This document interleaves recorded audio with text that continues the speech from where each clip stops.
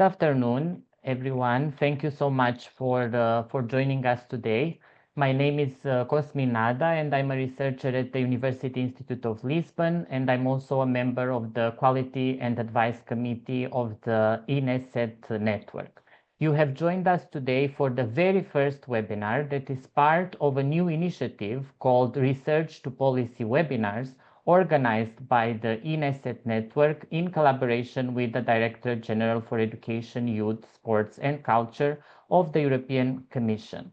Today's webinar will be dedicated to the topic effective use of digital tools for learning, and we will learn from research conducted on this topic from 3 distinguished speakers.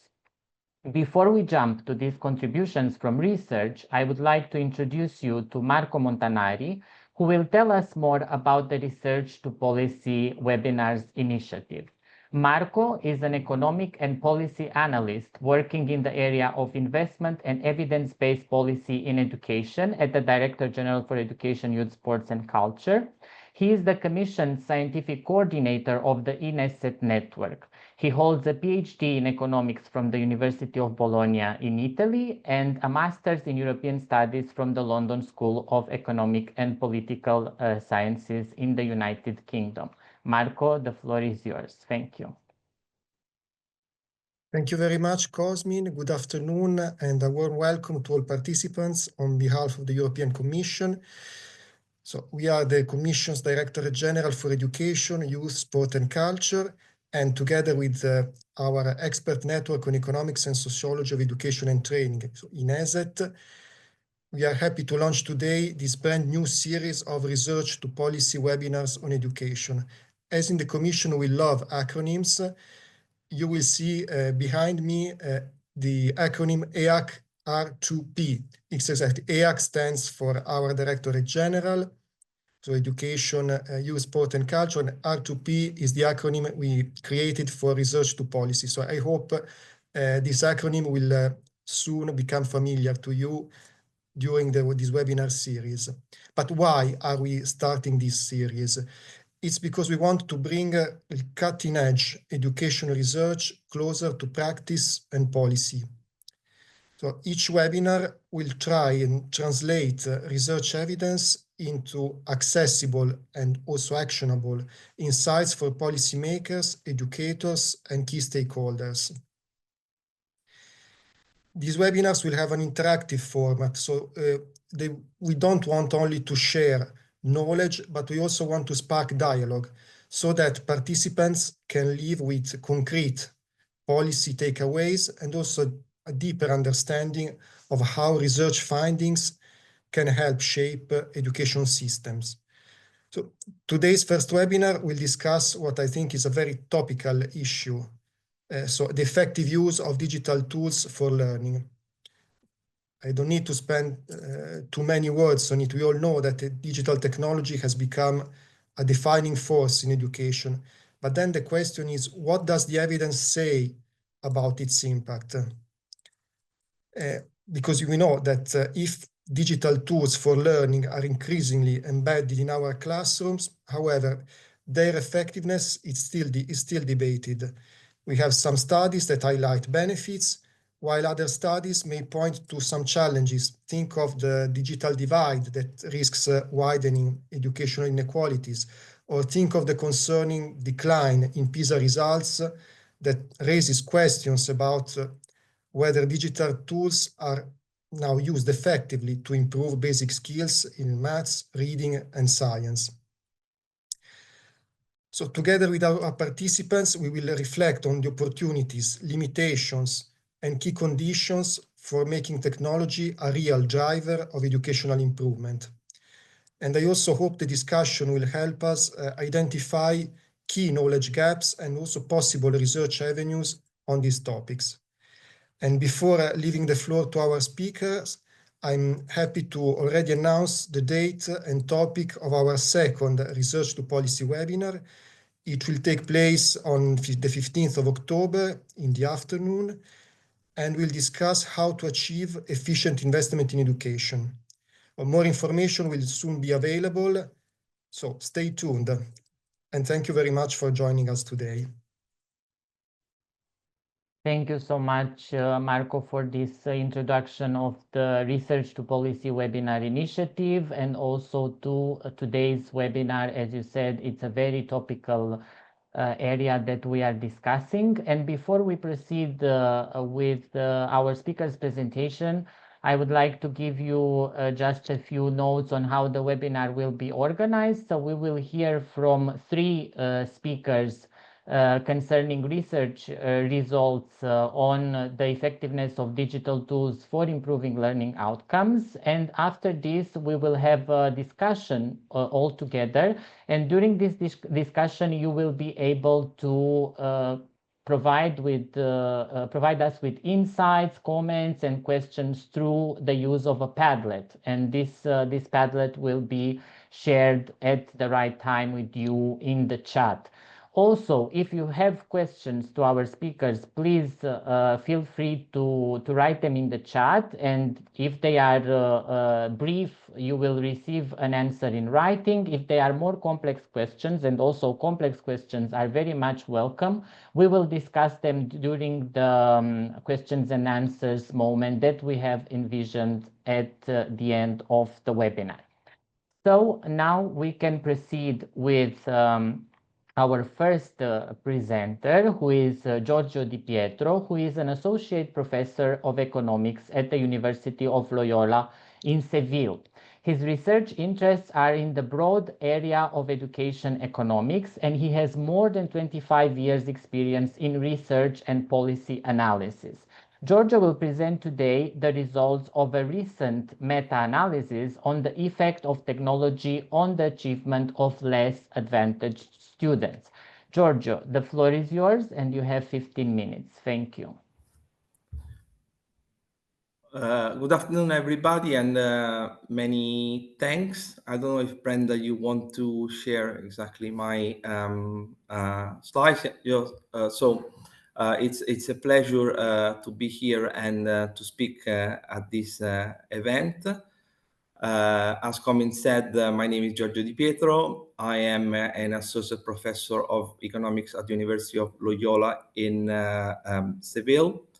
However, the work that I will be presenting today is the result of research that I conducted while I was working at the Joint Research Center of the European Commission.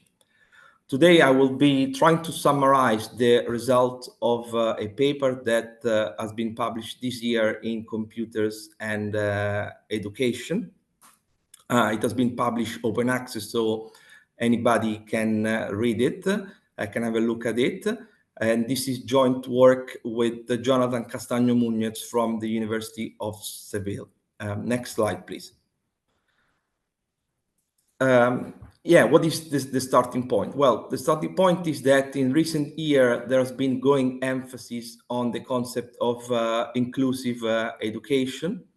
All people, regardless of their socioeconomic background, gender, and area of residence, should have access to high-quality education.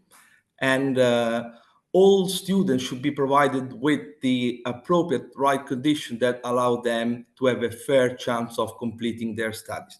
Well, in this paper, we ask whether, in this context, technology matters, whether technology may have a role in promoting equal education opportunity by enhancing the performance of less advantaged students. Now, going through the literature, it is unclear whether this is the case.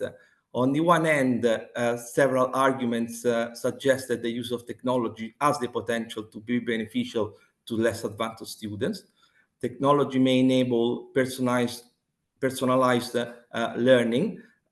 Students through technology can receive the support that is tailored to their needs and ability, the kind of support that is right to them. Additionally, technology may make the learning experience more enjoyable, may increase student engagement, and this is very important, especially for less advantaged students who often lack motivation. Technology can also break physical barriers. Students who live in remote rural area can have access to high quality educational resources the location that doesn't matter. On the other hand, however, there is also the possibility that less advantaged students may miss out the benefits of technology because they have limited access to technological infrastructure, because they have moderate levels of digital competence, also because they may not be able to count on external support for the use of educational technology. So the findings, in the literature are quite mixed. Next slide, please.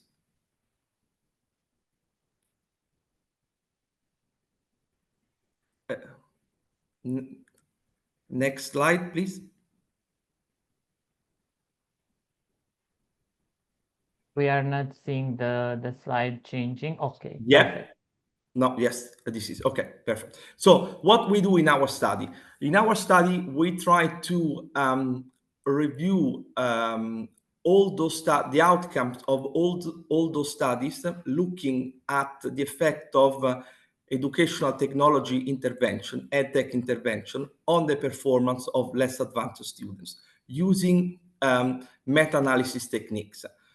EdTech interventions are defined as those in which digital tools and resources are used to deliver learning materials, support or enhance student achievement.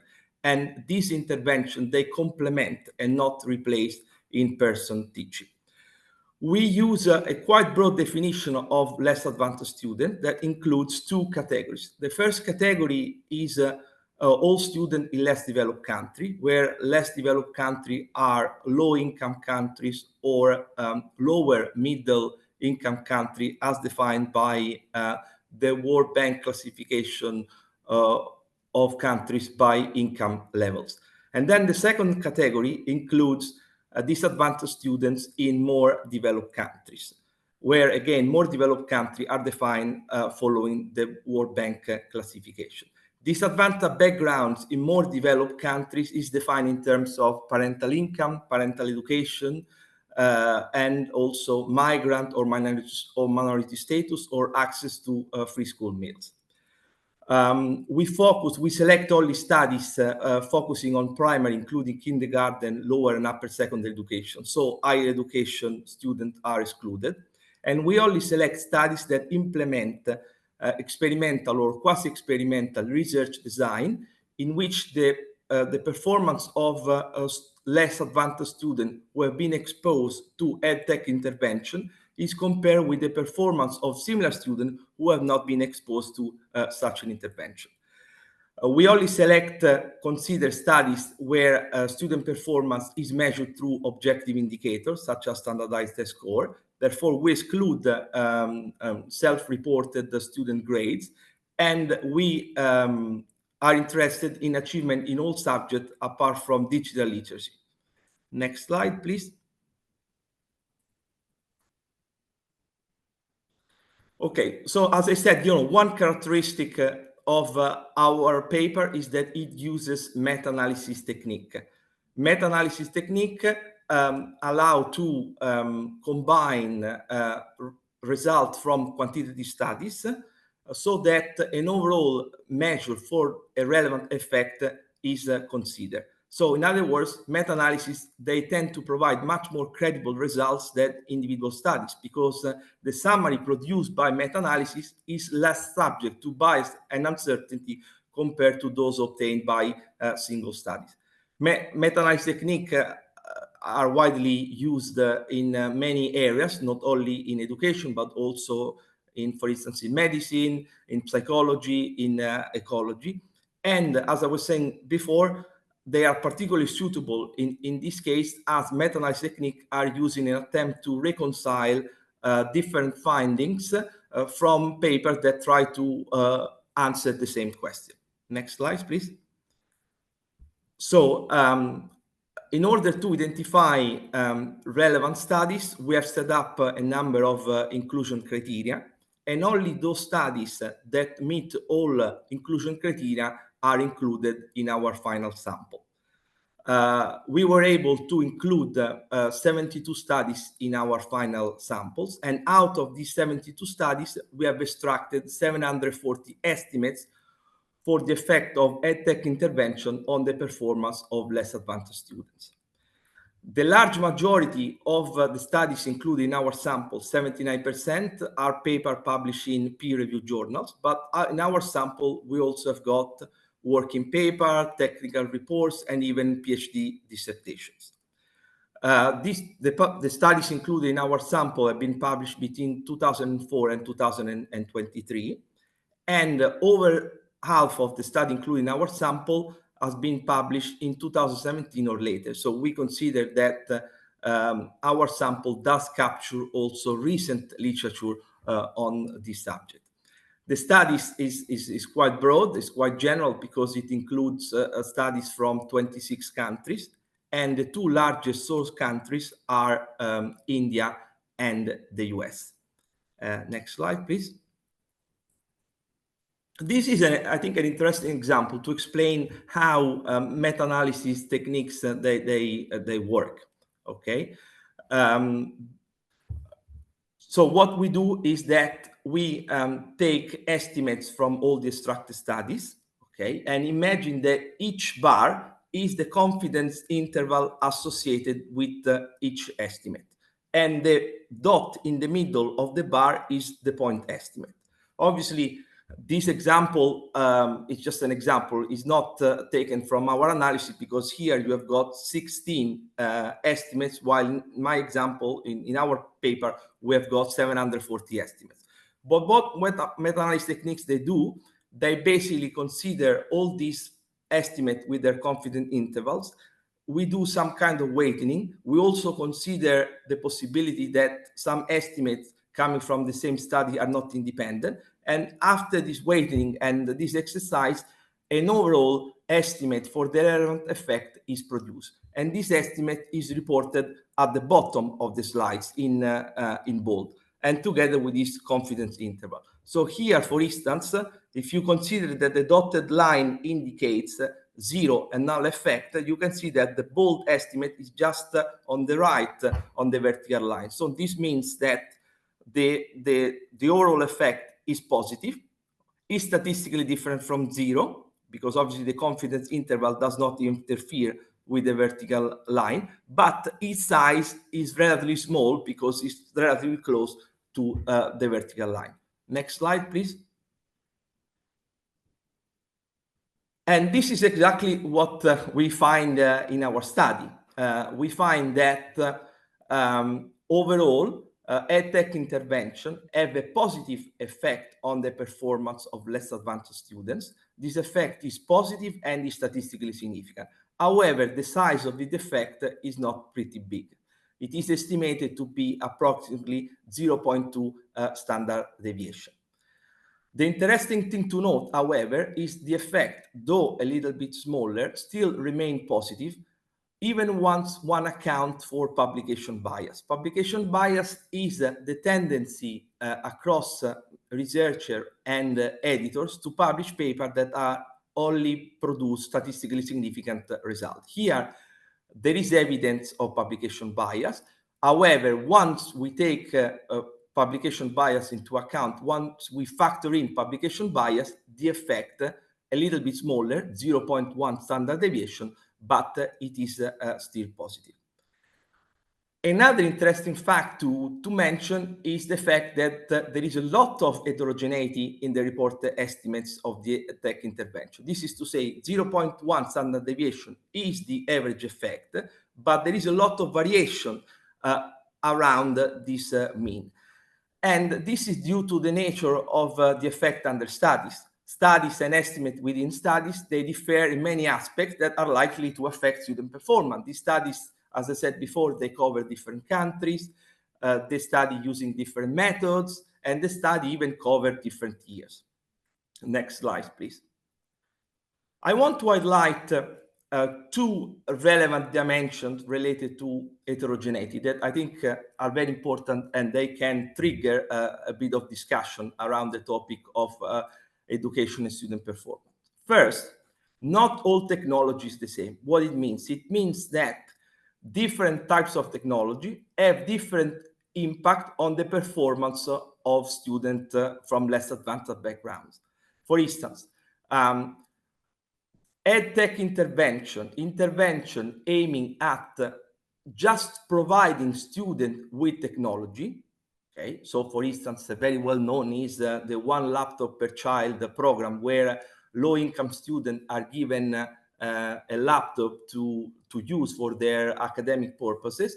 This kind of technology just provide this kind of intervention, just providing technology, also intervention aimed at providing students with internet, they don't seem to work well. Okay. On the other hand, computer-assisted learning programs and technology-enabled behavioral intervention, they are quite successful. Interestingly, in terms of effect size, these two types of technology intervention have similar effects. What are computer-assisted learning programs? Well, these are interventions that use technology to complement traditional classroom instruction. So, for instance, they include access to and use of apps, of software that are meant to increase math skills or reading skills, but they can also include more sophisticated tools such as educational game or intelligent tutoring system.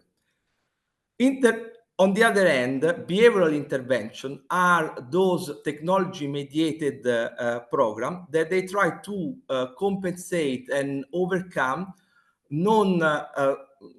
non-cognitive skill deficit that they have a negative impact on student performance. Most of these behavioral interventions are intervention aimed at increasing parental involvement in the learning of their children. The classical example is a program where parents regularly receive text messages informing parents about how their children perform at school, and also giving them tips on how to improve their children's school performance. Another interesting dimension related to heterogeneity is that technology may have a different effect depending on the type of subject that we're looking at. And technology seems to be more effective in enhancing student performance in maths and science compared to humanities. It is still unclear, why this is the case, but one would think that the possibility of students of interacting while they are maths, the kind of straight and direct feedback, it's more beneficial. Next slide, please. Okay, and this is the last slide. So, what are the conclusion of our study, and what kind of policy implication it has? Okay, first of all, while we find that EdTech intervention have overall a positive effect on the performance, the academic performance of less advanced students, I think more can be done in order to exploit, to unleash the full potential of technology. And here are two policy recommendations. First, as I said before, a clear result emerging from our analysis is just providing access to technology probably is not a good option.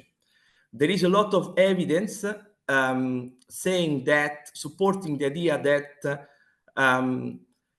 a lot of less advanced students or less advanced students are more likely to use technology for entertainment purposes rather than for academic purposes compared to more advanced students. So just giving technology without proper guidance and supervision is not a good option. It is important to accompany the provision of technology with proper guidance and supervision, for instance, by parents and by teachers. Additionally, to maximize the performance-enhancing effect of technology, it is important that students are able to use the different functions of technology. So, for instance, if you think about the software through which you can draw a graph, you can draw a simple graph or you can do a complex graph. But to draw a complex graph, you need digital skills, you need the ability to actually do it. So it is very important for less advanced students that they are supplied with the good digital skills so that they are able to fully exploit the potential of technologies. The other piece of advice that does emerge from our study is the complementarity between behavioral intervention and computer-assisted learning intervention. We said that these two are effective, and even their effect in terms of size is comparable, okay? But what is important to tell is that these two types of technology intervention, they are complementary. What it means, they can be nicely combined, okay? Because these two technologies have a different effect. While computer-assisted learning programs have a direct effect on cognitive skills, behavioral intervention have what are designed to overcome psychological and informational barriers. So there are two different effects. And one thing to note is that there is a great benefit in actually combining the two in terms of cost effectiveness. Why? Because the implementation of behavioral technology intervention is associated with a very low cost. Okay, so sending regularly a text message to parents is not a big investment. Okay, but you will achieve, by combining the two, a great effect in achievement at a lower cost. So by combining the two, you have a small increase in cost, but potentially a large increase in effectiveness. So combining the two is a promising cost-effective approach. Thank you very much. I think I'm done. Hopefully I've been in the 15 minutes. I even managed to save some time. Thank you very much for your attention. Thank you so much, Giorgio, for this presentation. We will then move to the next speaker, who is Zbigniew Karpinski, who holds a PhD in sociology and is an associate professor in the Polish Academy of Sciences, where he does research in the area of social stratification and social inequality. As a scientific research officer in European Commission's Joint Research Center, he focused on analysis of educational inequality, digital skills, and non-cognitive skills. His work has been published in sociological theory, mathematical social sciences, social science research, or research in social stratification and mobility. Today, we will hear from Zbigniew the results of a study entitled Teaching Mathematics for Success, a data-driven review and analysis of best practices. The floor is yours, and you have 15 minutes. Thank you very much, Cosmin. I hope you can hear me well. Thank you very much for the invitation to this prestigious event. I'm really honored to be here. And as Cosmin said, my name is Zbigniew.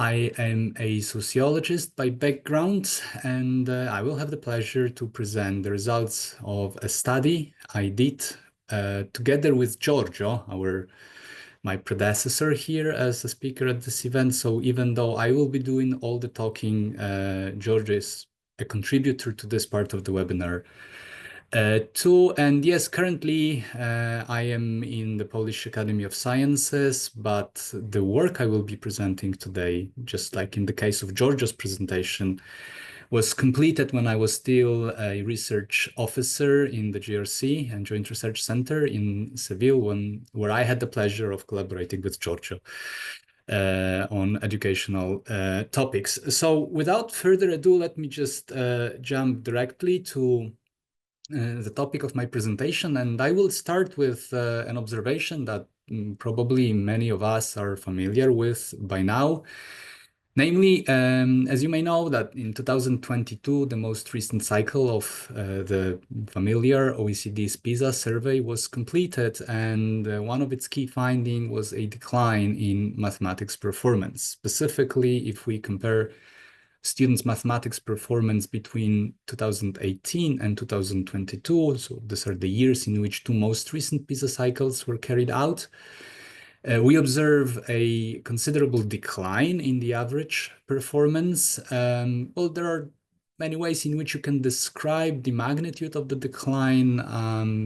What I chose to do is to focus on the rates of underachievement in mathematics. Underachievement means a failure to reach the minimum level that is required to participate in society and function fully in the society, be able to make sound decisions later in life. And of course, we want the underachievement rates to be as low as possible. As a matter of fact, European Commission set up targets for mathematics underachievement rates in member states, and the target is 15% by 2030. And as you can see, we are still away from reaching that target. And what is more, between 2018 and 2022, we observed an increase in underachievement rates in mathematics. Further, it is important to keep in mind that the magnitude of the increase was not equal among all students groups. As you can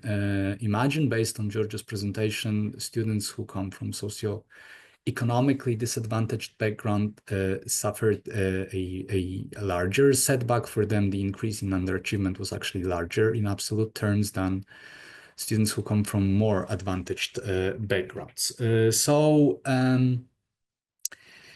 We of course understand that at least some part of the decline in mathematics performance is due to the outbreak of the COVID-19 pandemics.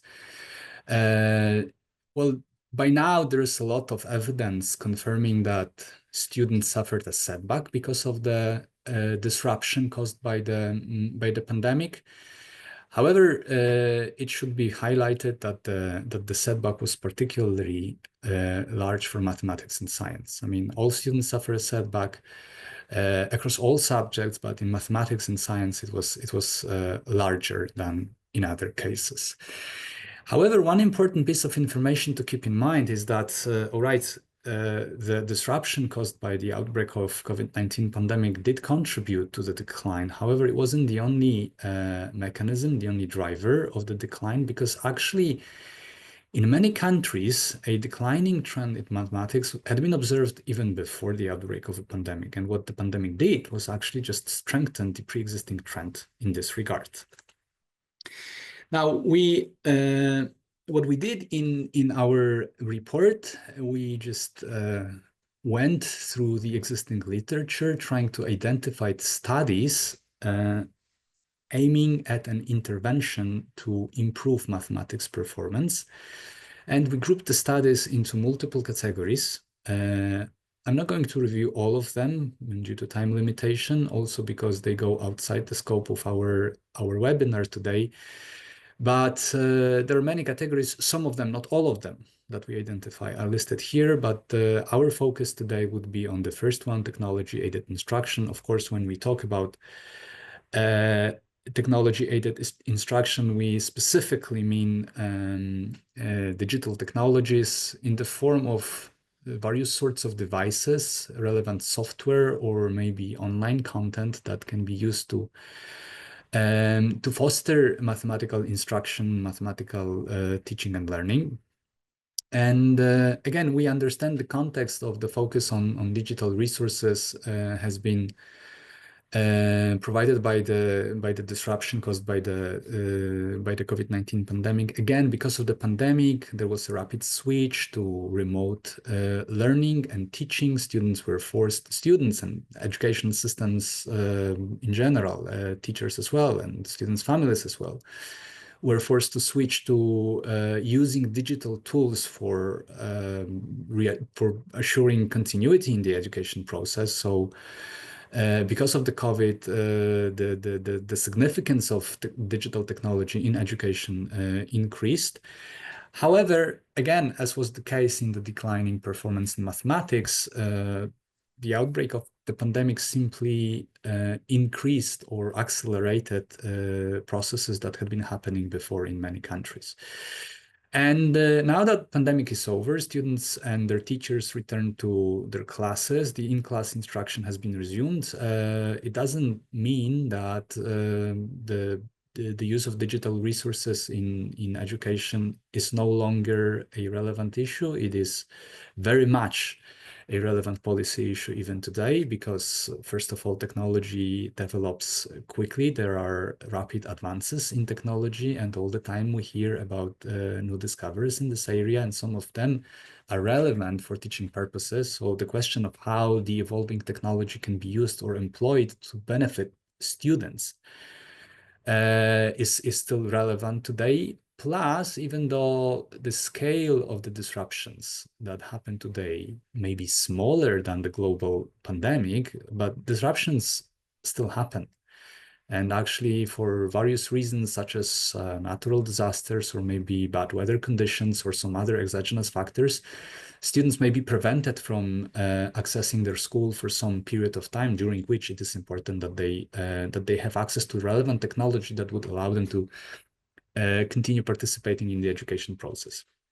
Now, as regards the effects of the evidence on the effectiveness of the technology-aided instruction, I think Giorgio did a good job, so I won't be repeating what he told us about this. Just to briefly summarize, the overall the results are quite mixed. It's not like there is a universal solution or that there are clear-cut pictures of the effect of technology. There are some interventions which work better than others. There are some interventions which work well when targeted at specific groups of students, not so much when targeted at other groups of students. But the overall conclusion from the literature review that we conducted is that, providing students and teachers with access to digital technology for the use in classroom creates a certain type of environment that may be conducive to learning, but it's not necessarily sufficient to benefit students' achievement. Okay, so with this in mind, we decided to examine data from the most recent cycle of PISA, and I maybe skip the intricate details of the methodology of our analysis. Let me just highlight that, as I said, we use data from the PISA, the most recent cycle.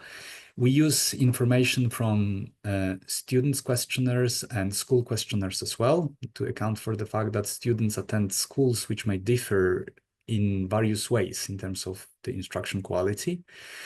We focus on countries which included student ICT questionnaire in their surveys. The ICT questionnaire was optional, so not all countries used that option. Therefore, we had to exclude some of them from the analysis. But the overall, we ended up with a sample comprising more than 200,000 students from more than 8,000 schools in 27 countries.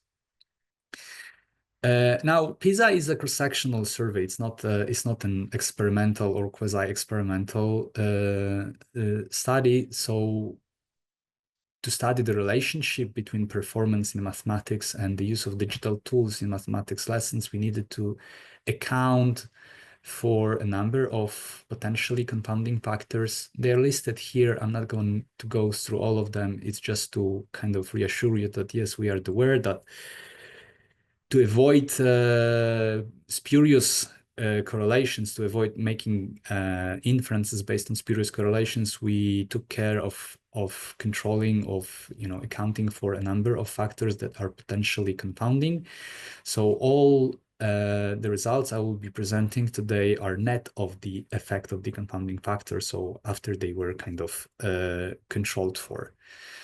And along with the characteristics listed on the previous slide, which refer to students' characteristics, we also included a number of school-level characteristics because, like I said, students are nested in schools and the schools may differ in quality. So it is one thing to understand how within a school certain characteristics of students contribute to their learning, but it's also important to understand how schools may affect students' performance on average. So with that in mind, let me just jump to data. This is, well, just a descriptive information for you to know. This is like the key explanatory variable in our analysis, the use of digital resources in mathematics lessons. It comes from a student's questionnaire. Students were asked, how often does it happen in your mathematics lesson that you use digital resources? All right, and then there were 5 response options available, ranging from never or almost never to nearly all the lessons. And the point of this is just to illustrate how much variation there is in students, well, in the use of digital resources in mathematics lessons across the countries. As you can see, well, the bluish section in each bar corresponds to the percentage of students who declare that they use digital resources in mathematics lesson nearly all the time. And for Denmark, we can clearly see that the percentage is well above 1/2. However, for other countries like Slovenia, for instance, or Czechia, the percentage is much smaller. Now we see in the case of Japan, for instance, the percentage of students who declare that they never or nearly never use digital tools in their mathematics lessons, that percentage is nearly 1/2. So we can see there's a lot of differentiation across the countries with respect to how often digital tools are used in mathematics class. Now, let me jump to this graph. It is well, I would say the kind of key finding in our study. It represents the key finding in our study. It shows what is the relationship between the use of the digital tools in mathematics lesson and students' mathematics performance. Let me just walk you through this graph in case it wasn't very clear. So what you see here, the red horizontal line is our reference point. It represents the average performance of students who are in the reference category, which means students who declare that they never use digital tools in the mathematics lesson. So this would be their average performance. And now, if digital tools, using them in mathematics lessons, were associated with an improvement in mathematics performance relative to the reference category, we would see the black curve above the reference line. But what we see is the opposite. It's consistently below the reference line. So relative to students who say they never use digital tools in the mathematics lessons, those who declare that they use at least some percentage of the time are found to actually perform better. And we can see that the relationship is not well behaved, is not regular. We can see that students who say that they use digital tools in mathematics lessons rarely, they perform pretty much equally to those in the reference category. But those who declare to use digital tools in mathematics half the time or more than half of the time, they actually lag behind quite considerably. So the overall conclusion from this is that just using the tools, digital tools in mathematics lessons, is actually associated with worse performance on average than if no digital tools were used at all. Well, this slide shows you the picture emerging from like averaging the results across all the participating countries together. We also performed a similar analysis on a country-specific basis. If you look at the result here, you can see that there's a bit of variability across the countries. Specifically, if we look at the case of Denmark, it stands out from all the other countries. For that specific country, we can see that the use of digital tools in mathematics classes is consistently associated with an increase in the average score. In some cases, we see that increasing the frequency with which digital tools are used is associated with an improved score, for instance, Korea here, or maybe Turkey. But in many countries, the picture is pretty similar to that emerging from averaging the results. So in general, what we can see is that there is an negative association between the use of digital tools and average mathematics performance. And to give you a little bit of context, maybe it is important to know that students were also asked how much time they spent using digital tools at school for learning versus leisure purposes. And I guess Giorgio alluded to that distinction in his presentation too. So what we find is that students who use digital tools at school more often for learning purposes than for entertainment, they are found to perform slightly better. Also, students were asked to evaluate the quality of the ICT infrastructure in their schools, and those who believed their IT infrastructure in their school is sufficiently good quality, they also are found to perform slightly better. So again, a bit of conclusion from this two finding is that it is not enough to just provide students with some digital resources. They need to be of good quality, and students need to be aware of how to use them for learning purposes, to benefit actually from access to such tools. One other piece of finding that I would like to share with you concerns the school level characteristics. So basically, it is important to keep in mind. I mean, we considered a number of characteristics. I won't go through all of them, but the ones that are important for my presentation today refer to the opportunities for teachers to be trained in the use of digital tools for instruction. Specifically, what we find that students in schools in which teachers are given relevant learning opportunities, specifically training opportunities concerning the inclusion of digital tools in mathematics in education purposes, students in such schools are found to perform better than students in schools where teachers are not given such an opportunity. So yet again, it echoes what we heard today in Giorgio's presentation and what I was alluding to before, that basically it is not enough to give students access to digital resources. The effect, the positive effect, depends also on teachers' ability to effectively engage in using the digital resources in mathematics class. So with this, I will just go to my conclusions. First, to reiterate, what we find is an evidence of a negative association between the use of digital tools in mathematics and students' performance. We can see that there is some variation in the magnitude of the effect across countries. It is also important to keep in mind that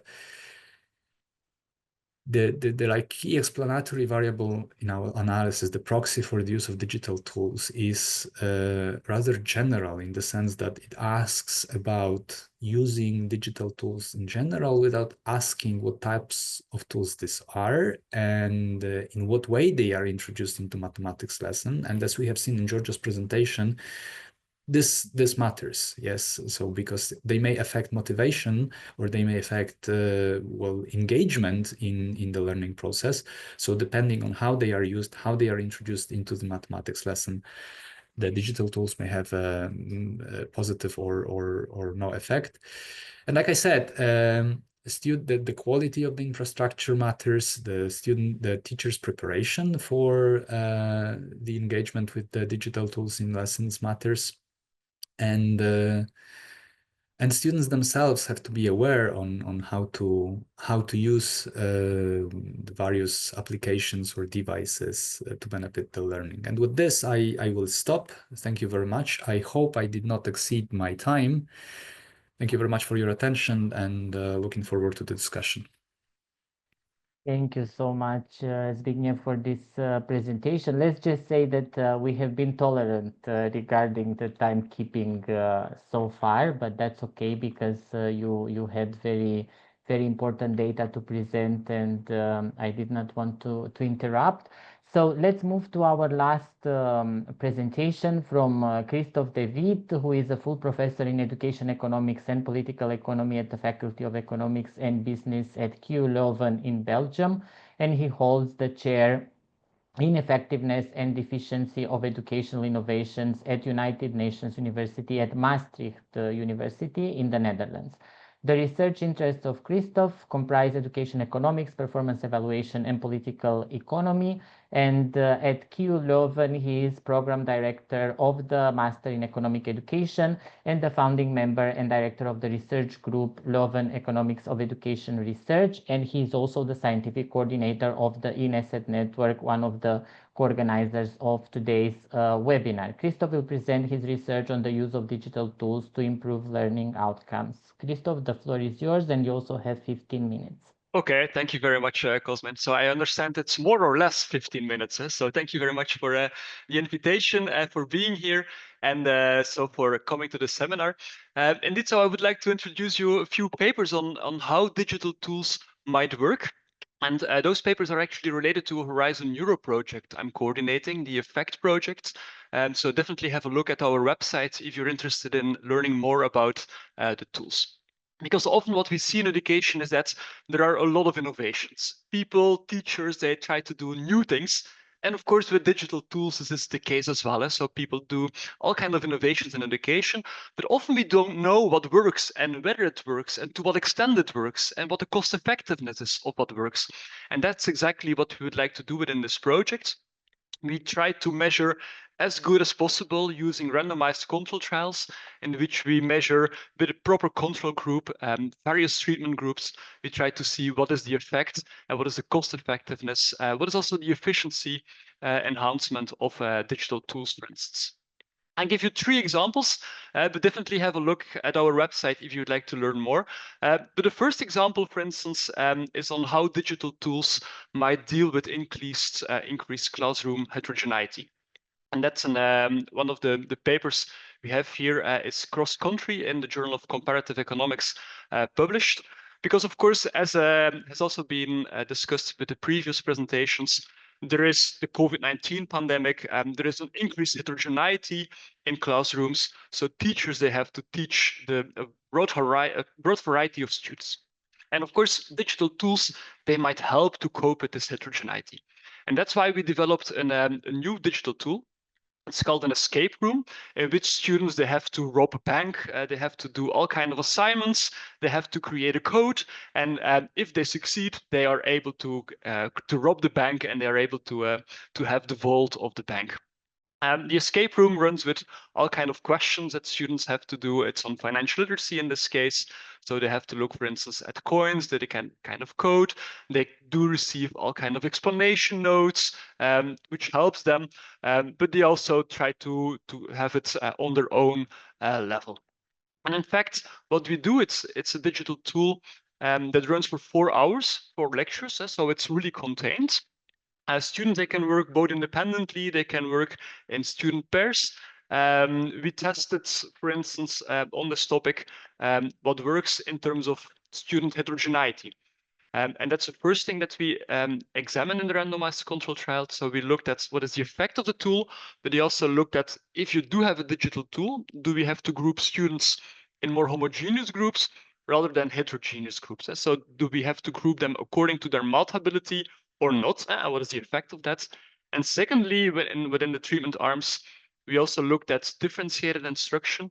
Do we need to differentiate along the level of the students? And what is the added value of having more differentiation? What is the added value of giving more feedback, more loops towards the students? And so that's how we try to measure the effectiveness in different ways in different treatment arms. The experimental design is relatively easy, so that's the advantage of randomized control trials. So we do have a group of students, about 2,200 students in this case, in the age group of 12 to 15 years. And here in this paper, we do this in various countries. So we ran the experiments in Belgium, in Estonia, where also Pietro was present, so she's here as well in the seminar.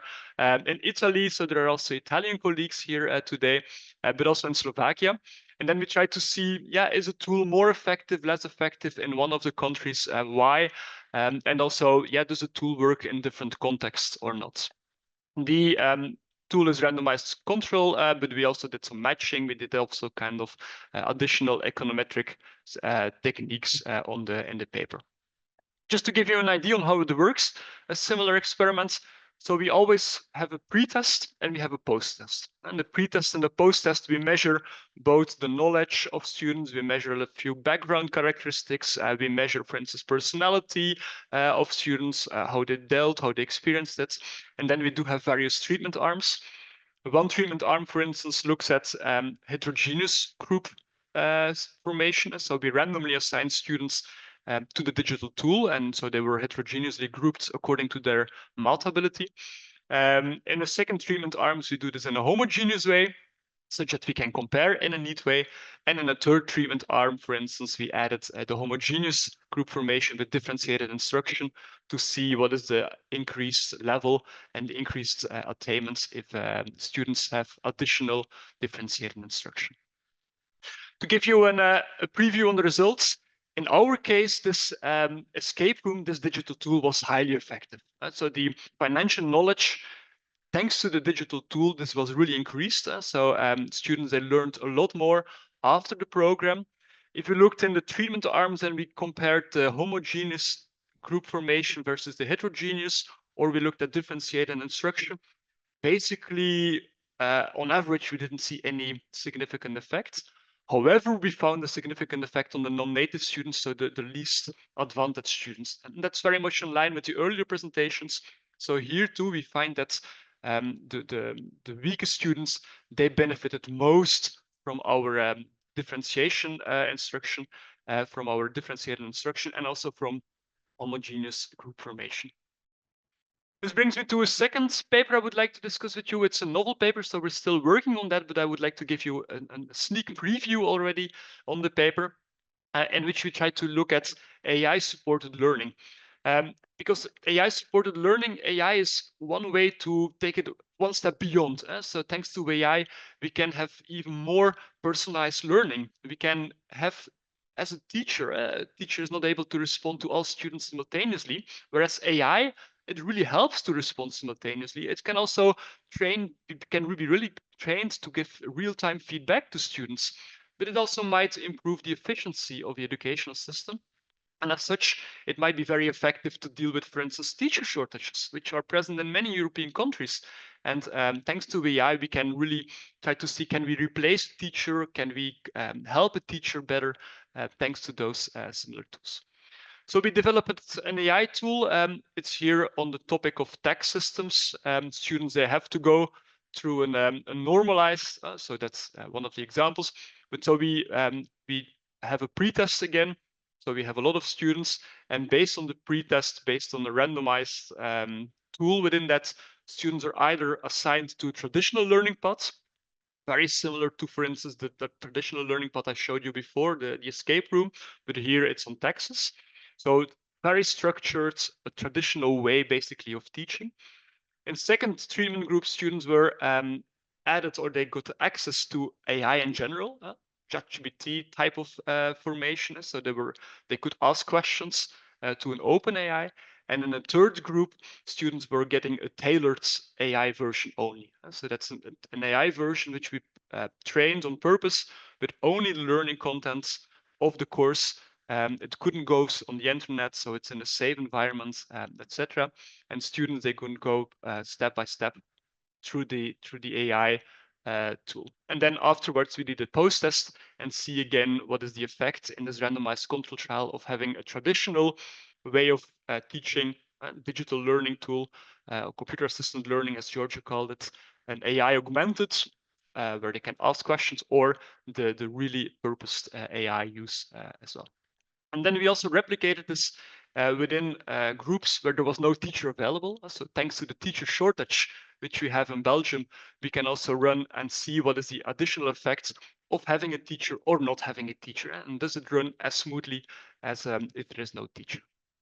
Just to give you an idea on the AI bot, so students, they just type hello, for instance, or whatever, and then the bot is trained to help them step by step through the learning progress, showing, for instance, what is a thought, a text system, what is fair, what is unfair, and they have a dialogue with the AI tool, and as such, obtain the learning goals of the course.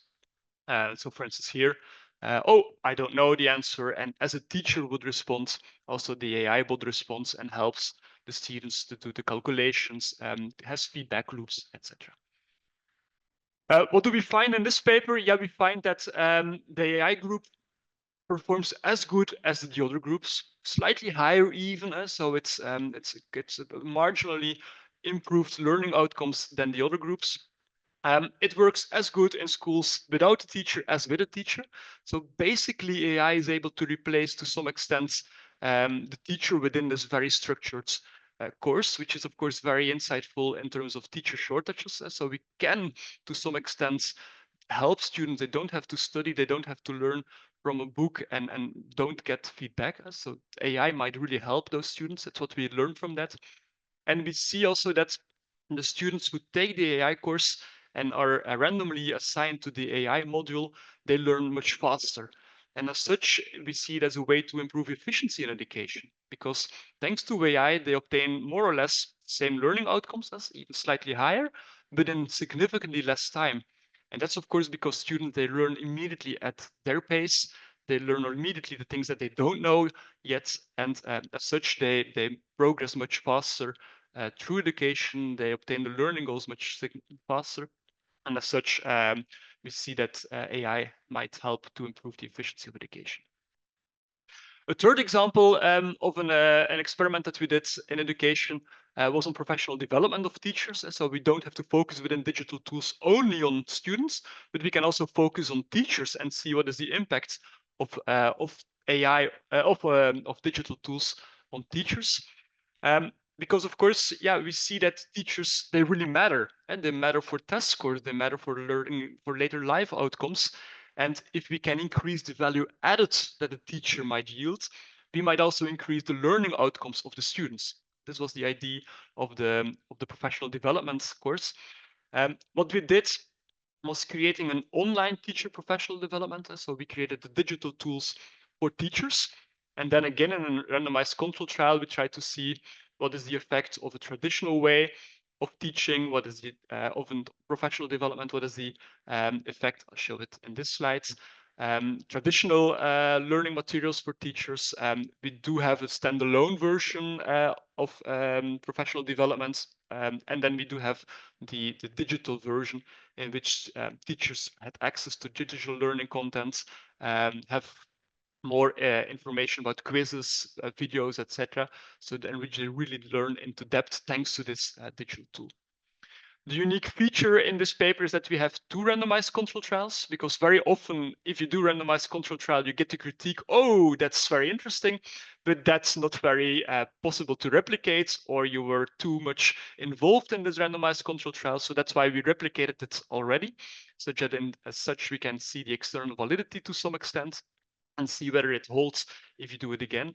And we also looked at student level outcomes, because very often we do professional development initiatives of teachers, and people always look at the impact on the teacher, but never look at the impact on students. Whereas, of course, if we do professional development of teachers, we would like to have an insight on whether it works for the students and whether it increases the learning outcomes of students. And that's, of course, what we do here in this case. This is an experiment in which we have 46 Belgian schools with about 53 teachers involved and 1,800 students. And again, we try to see randomized, so we randomly assign teachers to one of the 3 treatment arms. What do we find in this digital tool? We find again that it's very effective. And so we see that an online learning module of teachers, it helps to improve the learning outcomes of the students, but particularly of the strongest students. And that's a bit different from the emphasis that Giorgio made in the presentation, that we typically see digital tools helping the weakest students. That's why I included this paper, because here we see that it impacts the strongest students. And that's, of course, backward looking, not so surprising, because if you do have better professional development of teachers, they increase their teacher efficacy. So they seem more equipped to deal with the strongest students. And as such, because they feel better equipped, because they feel better efficacy, so we see that it improves the strongest, the learning outcomes of the strongest students. They were able to help them better. They were able to accommodate better their questions, give better feedback. And as such, the learning outcomes of the strongest group improves as well. And of course, that's also a bit in line with the earlier presentation. We often see that we see in PISA results that the group of the weakest students is increasing, but also the weak of the strongest students is decreasing. So we should also bear in mind that we should not lose the strongest students out of sight. And as such, similar digital tools, they might help. I just make a little bit of publicity to other digital tools. So if you're interested in our other work of that, we have digital tools with an urban trail in which students have to find their way in Brussels and try to find out the way to the National Bank of Brussels. And so they get all kind of feedback loops. That's also a digital tool that we evaluated using randomized control trials. We have digital tools where there's a digital life path in which we include behavioral components, We also have digital homeworks. We also have kind of learning pods on what is the role of the government and why should there be governments. And all of the tools that we evaluated, we also list them on a website, which is then available for free for teachers. And teachers, they can use the tools which we know of that really help and where we see that the impact is positive. So we know we're 2 digits behind the comma, the impact of those tools thanks to the randomized control trials. And then teachers, they can use it in practice, can even adapt it if they would like to have. Or if you're interested for other countries, you can translate it to other settings. This brings me very quickly to the conclusion. I think, first of all, what we learned from our research, it is very important to test in a rigorous way. So very often people do new things. They think the new thing is better than the old thing. But if you test them rigorously, if you run randomized control trials, we often see that various versions don't work. So I do have a bit of publication bias here. So we also present things that work, but very often we see things that don't work. So please measure it effectively. Connect, for instance, to the learning lab that also Marco is coordinating, the learning lab of the European Commission. They try to help you with measuring things in an effective way with randomized control trials, but that's very, very important. Second thing is that we see that gamified elements, they might work, they help students to take attention. And also AI-assisted tools. There is a lot of promising research, but also practice behind that, which might increase the effectiveness and also efficiency of education. So thank you very much, and we're happy to hear all of your questions and feedback. Thanks a lot. Thank you so much, Kristof, for this presentation, and thanks also to Giorgio and Zbigniew for all the contributions. There is a question in the chat actually for Kristof, but you don't need to answer it in writing because we will have a discussion about it together. But first, I would like to go to our discussion and also introduce our webinar attendees to the Padlet that we have prepared. So you can place in this Padlet additional insights, reactions, comments, ideas that emerged as a result of these insights that we have been given. The link to the Padlet is now in the chat and you should be able to access it. And I will share my screen so that we can see the inputs to the Padlet coming in real time together. And based on the presentations that we have heard, I think all of them are very much aligned and complementary in the sense that they clearly indicate that education technology is indeed a powerful tool for improving learning outcomes. However, it's not enough to provide technology as such to give the digital devices or the digital tools only. There is more complex arrangements that have to be made, and it goes through the way these digital tools are used, under which conditions, by which professionals, and with which professional development opportunities these professionals were exposed to. And of course, then other issues connected to systemic conditions that are different from EU member state to EU member state and from country to country also enter into play. However, we feel, I believe all of us, after listening to these insights, okay, we see clearly from research that investment in education technology can increase learning outcomes, but at the same time, declining performance in basic skills, as Zbigniew was presenting, especially in maths, but in all basic skills, has been measured by international assessments like PISA and others. So we seem to be in front of a paradox when it comes to this investment versus declining performance, despite the potential that the three presentations clearly indicated. So now I would allow each speaker 1 minute to answer the question that we can all read on the Padlet. And we will start with Giorgio. And just to recall, webinar attendees that it is enough to click on this plus sign and write your inputs, and they will appear in the Padlet. I see some people are already writing. Giorgio, go ahead, please. Yeah, I mean, this question is very much in line with the presentation given by Zbigniew. I would like to make two quick comments. Like, first, obviously, the recent PISA results have been affected by COVID-19. And I think what we need to note is that COVID-19 implied that for a certain period of time, teaching was fully online. And there is a large consensus in the literature that technology works especially while it complements in-person teaching. If we compare performance of students that have received instruction fully online and those who have received instruction fully face-to-face, normally the instruction made face-to-face is better than one fully online. Technology may function if it complements in-person teaching. And then the second very brief thing is the fact that here is not only technology that is affecting student outcome. There are many other factors, and it is true that in recent years, the changes in some of these factors had a negative impact on student outcome.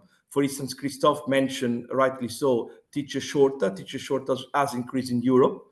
And sadly, increasing teacher shortage, it means larger class size. It means that, teachers may not be qualified to teach, and it means stress and workload on teachers. And then there is also evidence from PISA saying that over the last few years, parents tend to spend less time helping their children with their learning. And also this may negatively affect what we see.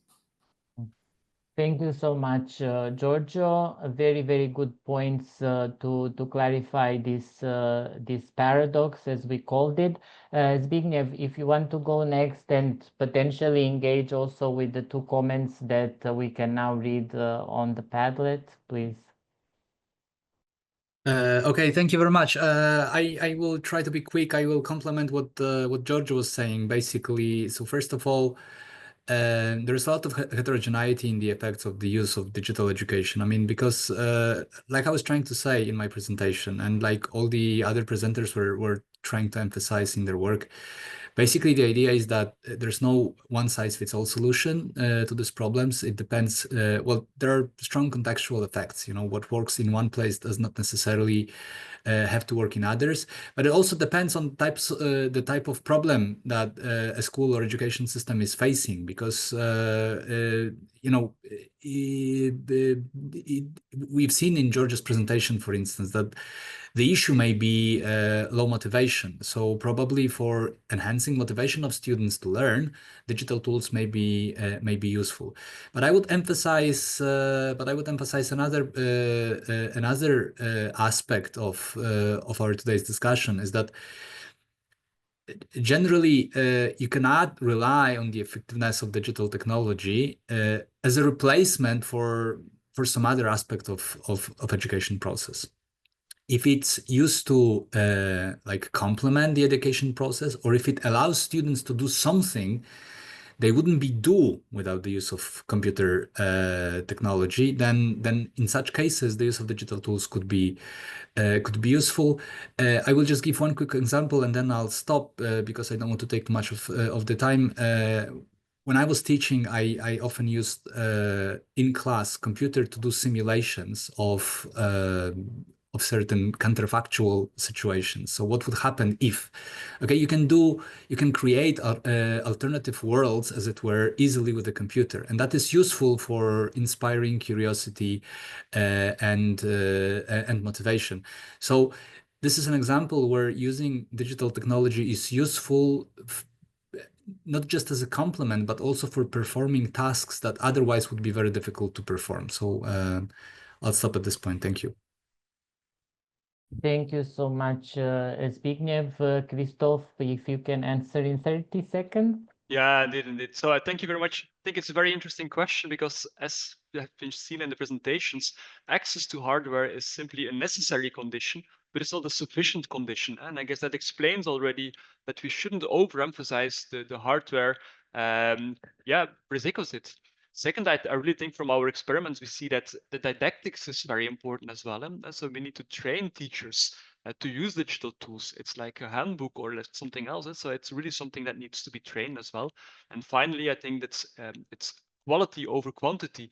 So we need to think about good digital tools and not necessarily more digital tools. So it's also this element that plays a role, I guess. Thank you so much, Kristof.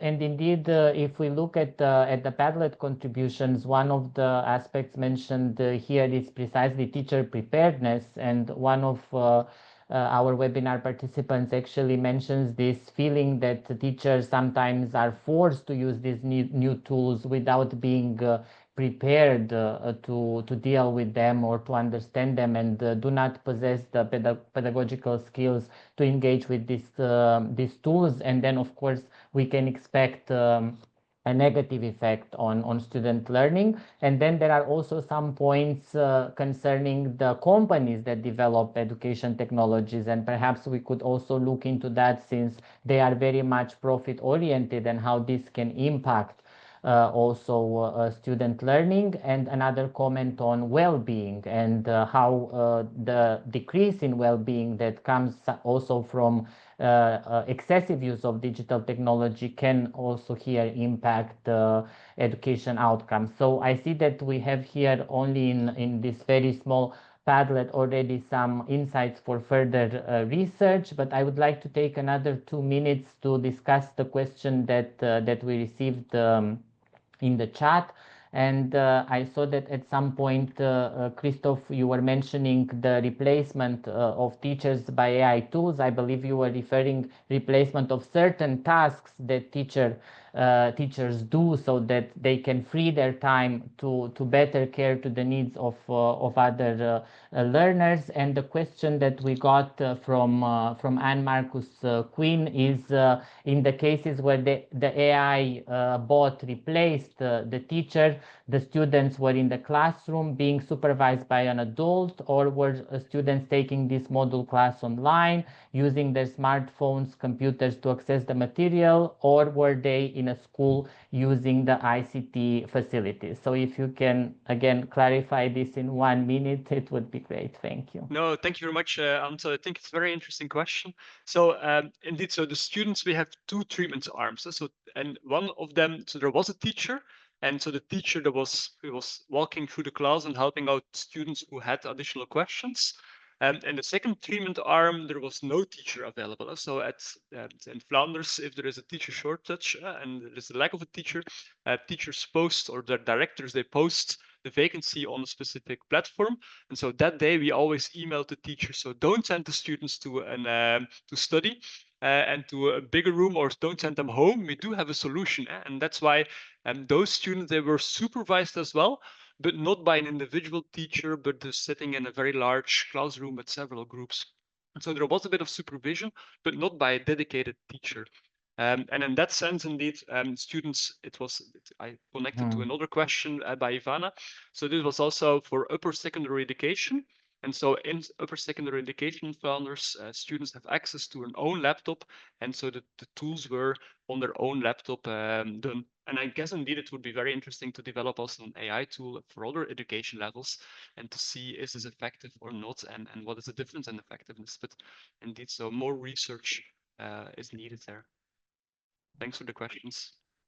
Thank you so much. And since we are almost 5 minutes beyond our scheduled time, I think it's time to close here. And thank you all for your contributions. And I would like to thank also the more than 70 attendees that at some point were online attending this webinar, also for your inputs on the Padlet discussion. And if you have further questions, you can contact us through the ENESET channels. My colleagues will place in the chat the link to the new ENESET website.